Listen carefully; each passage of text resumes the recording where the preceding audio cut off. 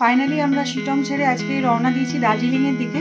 তো শিটংয়ে আমরা যে দুদিন ছিলাম বেদাঙ্গন রিসর্টে, সেটা কিন্তু বেশ বেশ ভালো আমরা কাটিয়েছি। যদি কখনো শিটংয়ে আসেন তাহলে এই রিসর্টে এসে অনায়াসে আপনাদের ছুটির দিনগুলোকে কাটিয়ে যেতে পারে। আচ্ছা, যাওয়ার আগে একটা জিনিস আপনাদের দেখিয়ে দিই যে আমরা এসছিলাম বৃষ্টি মাথায় করে আর যাচ্ছি, কিন্তু এখানটা পুরোটা মেঘে ঢেকে গেছে। মানে আমার পেছন দিকটা দেখা যাচ্ছে, এই যে একটু আগে যেরকম ওয়েদার ছিল এখন না কিছু দেখা যাচ্ছে না, এক হাত দূরের মানুষকেও ঠিকভাবে দেখা যাচ্ছে না। ভিজিবিলিটি পুরো মানে একদম খুব খুব কম, খুব পুয়ার ভিজিবিলিটির।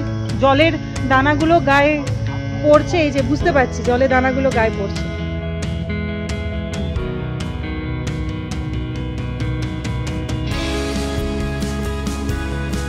শিটংকে বিদায় জানিয়ে আমরা তিনজন বেরিয়ে পড়লাম দার্জিলিংয়ের পথে।